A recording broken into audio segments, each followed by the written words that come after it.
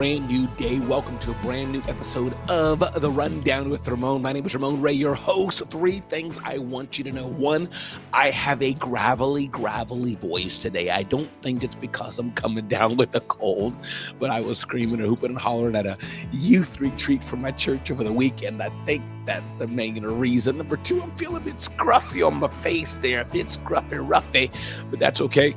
And three, I'm incredibly tired. Had a late day yesterday and did some airport pickups and stuff. And why do I say all that? Because today's a brand new episode of The Rundown with Ramon, and I'm so glad you're here with me. And if you're going to be real with me, I'm going to be real with you. So, hey, it's a brand new episode of The Rundown with Ramon. We got a lot we're covering today. One, including structuring a sales agreement for your business, how to do that, should you do it, etc. We're going to touch on 8 crazy marketing gimmicks that have gone horribly wrong. We're going to touch on Seth Godin says how to buy a lottery ticket, but an interesting angle he gives on it most likely. 6 steps to eliminate workplace stress. We can all do with less stress. If you didn't know it, Spotify for Creators launches. We covered that on zoneofgenius.com. We're also going to touch on and bring to you 67 businesses to start for under $10,000. And the nugget there is that it doesn't take a lot of money to start a business. And franchising could be for you. Someone here worked very hard as an engineer, but didn't want her degree to go to waste. So she founded a franchise that was the best of both worlds. Our friends at smallbiztrends.com talk about some businesses that you can start that are easy. I don't know if I like that headline so much, but we'll see. We're also going to touch on, if we have time, why marketing for startups is so tough and how to solve it. Touching on how to stay productive in a loud office, and of course, to navigate conflict, prioritize dignity. My name is Ramon Ray. This is a brand new episode of The Rundown with Ramon. You're in for a treat today. I'm in for a treat today. Why? Because you're here and we're here together. So buckle up, sit back, and get ready for a brand new edition of The Rundown with Ramon.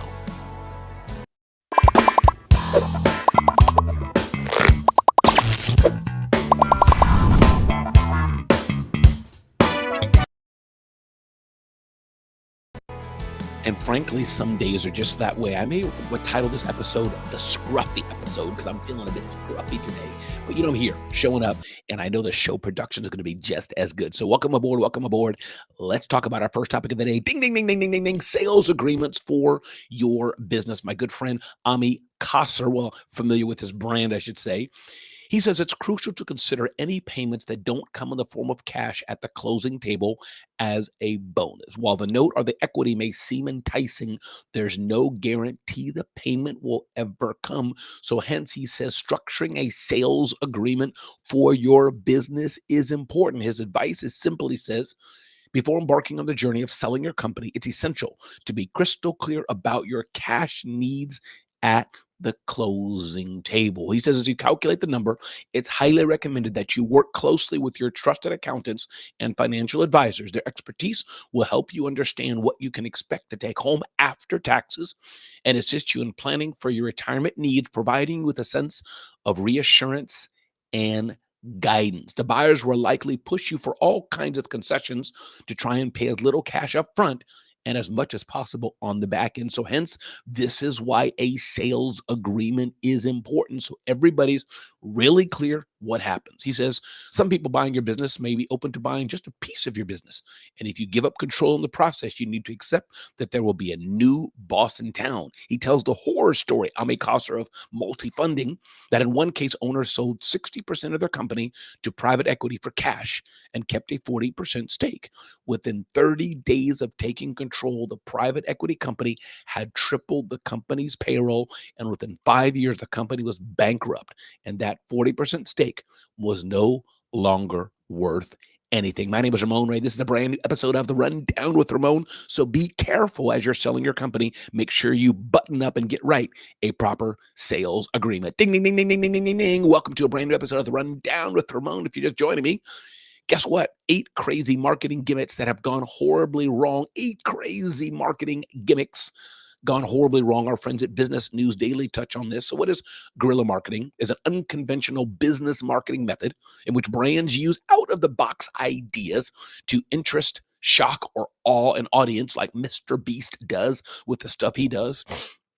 Some examples of guerrilla marketing: Airbnb's Night At campaign in 2018 was successful in many regards. The company offered customers the chance to win a free one night stay at cultural landmarks all over the world. Airbnb transformed iconic locations and blah, blah, blah. However, the company was forced to cancel the plans after offering the chance to spend the night in a custom built bedroom on the Great Wall of China. That didn't fly so well. I never heard of this company called Puzzle, but they drummed up a campaign to get attention they didn't always garner the kind of attention originally intended in New York City. Rich too quickly learned that lesson after spending 24 hours in jail following a late night attempt to gain exposure for his event management app, Pazzle. What's the nugget of information here? It's okay to go viral. It's okay to invest and do some cool guerrilla marketing. However, when you do it, make sure you're doing it right and you're not just doing it to get attention and in all the fluff. Ding, ding, ding, ding, ding, ding, ding, ding, ding. Again, welcome to a brand new edition of The Rundown with Ramon. My name is Ramon Ray. Here's a nugget here from Seth Godin. Always love Seth Godin's insight. He says here how to buy a lottery ticket. There are lots of cultural lotteries around us. The next pop song, the book that everyone is talking about, the blog post or video that goes viral. It even applies to who gets into a famous college or is selected by the AI screening for a job. The usual advice is fit in, copy what came before, use the fonts, the rhythms, and the code words of previous lottery winners, those who are lucky. Helpful guides will share the instructions for exactly how long your viral video should be, how it should sound, and when you should post it. This goes beyond the cues of genre. It's the desire to fit in all the way. Culture is partly built on this adherence to who or what won the lottery last time. Are you following it? Winning the lottery, what happened, who got in, and should you just follow that procedure so you can win too? Here's what he says, though. The thing is, though, that all useful bestsellers are surprise bestsellers. They have titles like To Kill a Mockingbird or Celestine Prophecy, or reviews like those of The Great Gatsby, got it first, or are biographies of people no one cared about, The Power Broker. It's movies like 2001 or Memento, or perhaps a singer like Ricky Lee Jones or Tones and I. It's the business card that doesn't fit into a Rolodex because it doesn't belong into a Rolodex. Here's what he says. Someone is going to win the lottery, but with so many people buying tickets, it's probably not going to be you. Seth Godin says perhaps the best strategy for lottery tickets is not to buy one. Your odds go up when you do useful and remarkable work for people who care. That is a gem. You can try to win the lottery ticket and say, they did this. They seem to have the easy button. They got in some way. I'm trying to find how they got in. What did they do to get in there? What did they do to reach that? How can I duplicate what they did? But sometimes you can't. Sometimes you just do the hard work. You just do the best you can. And sometimes you just make a hit and it wins. Sometimes you can't craft what happens. Sometimes the best wins, you may not like to hear it, but are just a little bit of luck. My name is Ramon Ray. This is a brand new episode of The Rundown with Ramon. All right, moving forward here, Seth Godin, advice on how to win the lottery. Moving here, ding, ding, ding, ding, ding, ding, ding, ding, ding. Seth Godin talked about how to win the lottery. How to win the lottery. What about this? Eliminate workplace stress. I'm curious, do you have stress in your workplace? Now, if you're like me and you're working from home, the workplace stress is going to be different because it's just you and my studio here on The Rundown with Ramon. But how do you eliminate stress or reduce stress in the workplace? One, I think it's really important to identify the cause of that stress. Why is that stress happening? Are you socializing with your coworkers? Are you sitting in the corner by yourself and no one knows you and you don't care about anybody? Are you taking some time to unplug and just play with the copy machine? Keep a handwritten to-do list about what's going on or what's not going on. Are you scheduling breaks into your day? Are you being kind to yourself? John Cabrera said a healthy diet and regular exercise along with good self-image and spiritual practices can prepare you to deal with stress successfully. And so what can employers do to have less stress in the workplace? It's one thing for employees, but employers have a role to do too. Helping employees create realistic goals, communicate clearly with employees, creating a desirable compensation plan, and modeling a healthy work life balance, recognize achievements, give employees stress screenings, and more. So, workplace stress can be put on by the employee themselves. More often than not, though, there's things that employers can do to make workplace less stressful too. Christine Smith, the tap dancing, amazing human, is in the Rundown with Ramon. Christine, glad you're here on today's episode of the Rundown with Ramon. Curious, Christine, do you have stress in your workplace or not?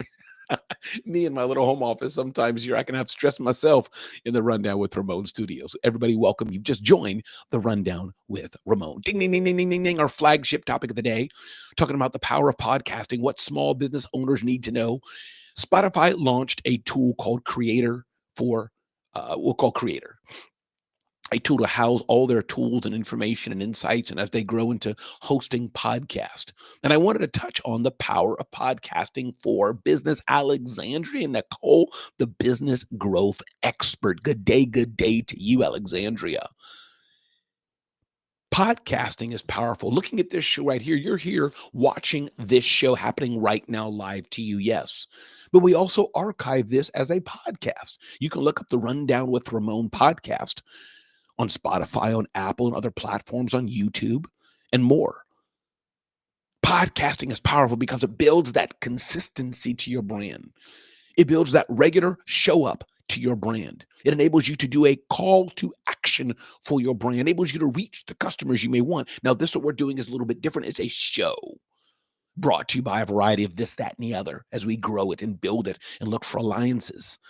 But for your business, that means Christine Smith could do the podcast all about how to educate your child by helping them move their body. Horrible name, but you get my point. Alexandria Nicole could do a podcast, and I believe you have one, Alexandria, all about building a better business. So podcasting is important. And there's tools like Spotify that help you host it, which stream that to Apple iTunes and other platforms. And all you need to do a podcast is having a great mic like I have right here, which helps you sound well. Use any number of platforms you want to do to host the podcast. Restream, live stream, StreamYard, if it's live, or not, just use simple Zoom or any simple recording software.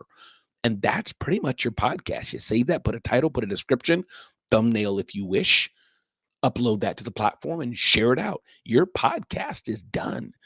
But podcast helps you telegraph your voice to others, put your voice in someone's ear, put your video in someone's face, humanizes and personalizes your brand.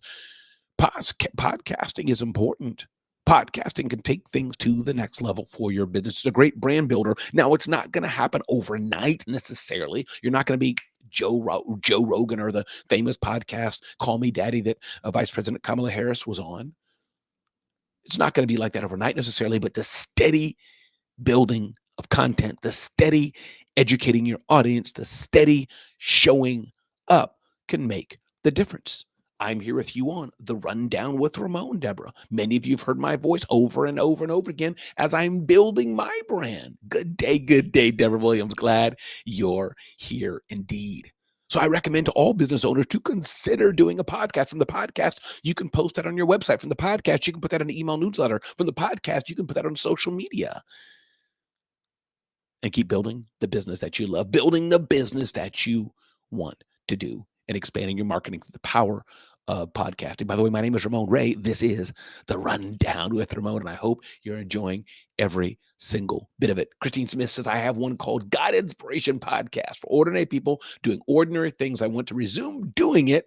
Have it on my mind to do in 2025. Love that, Christine. And the podcasting may not be for everyone, but I do believe that podcasting can be an important step in one's business for sure. My name is Ramon Ray, everybody, and you know what this is. This is the Rundown with Ramon. Ding, ding, ding, ding, ding, ding, ding, ding, ding. Interesting.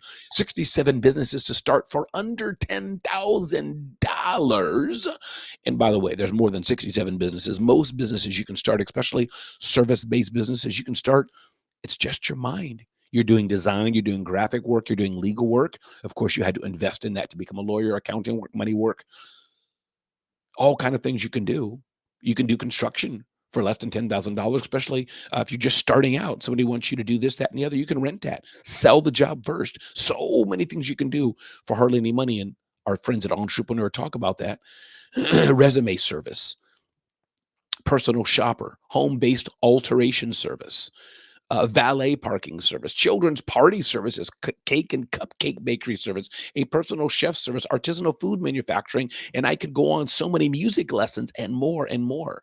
Backyard nursery, more and more and more and more copywriting services, online marketing, social media consultant, and more and more and more things you can do to start a business. Many people think it takes money. I need an investor before I start my business. Guess what? You don't need an investor to start your business. You just need the mental acuity and mindset to get it done. That's all you need to do. Me starting this podcast, this service here, the Rundown with Ramon, don't take much money. Definitely less than $10,000 to start it. Now, how you monetize it, how you grow it, how you make it, that's a whole nother ball of wax. But don't get stuck, those of you who are not in business yet, thinking, I need funding, I need money to start my business. You don't. You just need the gumption, the wherewithal, the idea to get it done and get your first set of clients and customers and use that to build a better business. Guess what? My name is Ramon Ray. This is the Rundown with Ramon. By the way, get to know us better at CelebrityCEO.com, CelebrityCEO.com. If you haven't downloaded yet your personal branding blueprint, you definitely want to do that to see how to get attention for your business, build trust in your business. With those two things, attention and trust, you can generate sales. Again, welcome to the Rundown with Ramon, and get to know me better at CelebrityCEO.com. Ding, ding, ding, ding, ding, ding, ding, ding. Next up, what is next up? Next topic we're going to talk about. She worked hard to become an engineer and didn't want her degree to go to waste. Then she found a franchise that was the best of both worlds. Franchising can definitely help you build a business quickly. Now, in her case, she founded the franchise. That's Kayla Operman, was the first Snapology franchise in Colorado, and now she owns 5 locations. So Snapology, it's not her original business. She's a franchisee.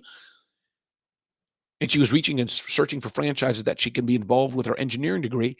Snapology is a kids STEM and robotics brand founded in 2010 and now has 130 locations around the country. But in 2018, there were no locations in Colorado where Operman lived. And she viewed that as a big opportunity. So she invested in a franchise. So what is a franchise? What's the power of being in a franchise? You don't have to think of the idea. You don't have to think of the framework. You don't have to think of the SOPs, standard operating procedures. You don't have to think of the template or anything. You invest in it. Oftentimes you get some training to know what you're selling and how it works. But a franchise can be a fast path to starting your own business. Having the idea from scratch and starting everything is not necessarily for everyone that has to do it. No. But you can be a franchise as well. And Entrepreneur Media talks quite a bit about franchising. This is the Rundown with Ramon. Glad you're here today. And one idea there for you, Christine Smith and others, you may have a business like Inspira and want to franchise that out. You become a franchisor. So that's a bigger heft. But hey, that's one thing you want to do. Our friends at smallbiztrends.com talked about some easy businesses you can start. Sometimes it's not easy to get in business. It's rough to get in business, but there's some businesses that may be a bit easier than others. Social media management, personal shopping, home cleaning service, freelance writing, virtual assistant, craft seller, and more. These are things you can do that are a bit easier than maybe starting a construction business, which requires insurance and all kind of things. What about web development services? There's people who want their websites to look better, whether built on Wix or WordPress or more. Can you fulfill those needs? Can you do some IT consulting? What about voiceover artist? Do you have a great voice? Somebody can hire that to put on their podcast. Hey, welcome to the Rundown with Ramon. So there's many businesses you can start that are pretty darn easy to do. Hey, starting this show, the Rundown with Ramon. I'm not saying it's easy. It takes a bit of this and a bit of that, but you may want to try it. Why marketing for startups is so tough and how to solve it. Ding, ding, ding, ding, ding, ding, ding, ding. Interesting article from Sandra Pretorius. A former CMO, Sandra Pretorius, recently launched marketing as a service agency to support startups. And she said, this is why startup marketing is hard, because oftentimes people don't know they have the problem you're looking to solve. That's one problem with being a startup. 90% of all startups fail, say the stats. Reasons vary, but that's one reason. It says here you only need to watch an episode of Dragon's Den or Shark Tank to recognize that effort is often invested in stuff that few people will ever want. Oftentimes you have to evolve and grow and figure out what works or what does not work. Sometimes consumers don't know what they want until they're introduced to it, and that takes time for the startup to market that and figure it out and get it fit. And our audience here on the Rundown with Ramon is growing, but it's taken time. If you're watching this episode today, it's on episode about 200 we're on, not this one, but we're approaching that in future episodes. I often hear founders and startup leaders lament their frustration with the inefficiency of their marketing. On an intuitive level, they recognize that something is amiss with their marketing efforts. What is that? The answer comes back to the implication of disruptive innovation for the end user. So as a startup, you have to work a bit harder possibly to get your product and service out, to get your product and service marketed. Have you tried something like subscription marketing possibly even? Could that work for you to get people to sign up for a service and you're charging them a monthly fee? What's the conclusion? Right, Sandra Pretorius. There's no denying that pressure on startups is increasing, either from the sheer volume of market entries or the state of the world economy. But simultaneously, there's perhaps never been a better time to assess the quality of marketing support that scale-ups need to gain, that startups need to gain critical adoption mass. Yes, there's a lot of pressure. However, if you have the runway, as the founder of Lovesac told me, the startups and the founders that have the runway, the wherewithal to grow their businesses and the time to do it, they have a better chance of succeeding. But oftentimes a startup may run out of money. That's the case. Everybody, my name is Ramon Ray. This is the brand new episode of The Rundown with Ramon. Glad you're here today as we get ready to land this plane. Hope you've enjoyed this episode. How do you stay productive in a loud office with all the noise happening all around you? You may want to wear earplugs or headphones. That's one thing you can do. Locate a quiet room. Divide up jobs based on your concentration needs. Expose yourself to loud noises. Shut out your own distractions. Drown out distracting noise with other sounds and adjust your work schedule. Confront the issue head on. Go to the cubicle around the corner and knock on the cubicle. Could you please lower your volume? But if you're working in a crowded or loud workspace, yeah, it may not be so easy for you. So you're going to have to solve that. Ding, ding, ding, ding, ding, ding, ding. MIT Sloan Management Review. We'll end on this note here. Talk about this little nugget. Talks about to navigate conflict, prioritize dignity. This nugget here. 4 interrelated practices can bolster dignity, leading to more constructive problem solving and collaboration. The basis of this article is interesting. Let me take a little cough here.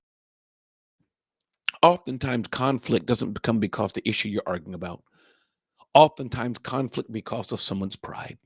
Someone feels they're not acknowledged, feels they're not seen, feels they're not heard, feels they're not understood, feels you don't get them. This goes in life as well, not just in a workplace per se, but in all dimensions of life. If me and Christine are arguing on something, have a disagreement, me and Alexandria, me and Deborah, oftentimes, though, if I keep their dignity, let them feel heard, let them feel seen, let them feel a bit of self-worth, the argument, the disagreement can go away. Because oftentimes, yes, it's about the issue at hand, but oftentimes it's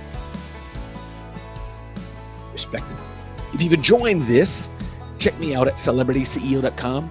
We're growing that brand, all about personal branding for your business. You're looking to get some publicity for your business.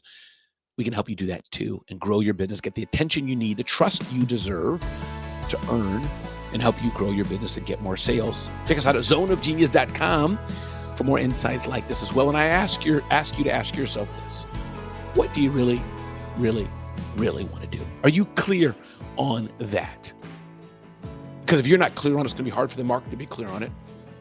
It's okay to ask yourself, do you want to be in business or not? Do you really want to be in business? And are you hungry enough to get to where you need to be? What is your pricing like? Is it premium or is it cheap? What is your pricing like? Ask yourself that question, and understanding that your mindset, the mindset for entrepreneurship, is everything. And I would dare say the mindset for life. And finally, ask yourself this: what do you do best? What does Christine do best? Deborah do best? Alexandria do best? What do you best, better than anybody else? Hey, I am the Musical Web. Glad you're here. Glad you're here. Honored that I can join you on your piano practice in this day-to-day. You're looking to play piano? It's never too late. A good person can help you with that is The Musical Web, led by Anna. My name is Ramon Ray, everybody.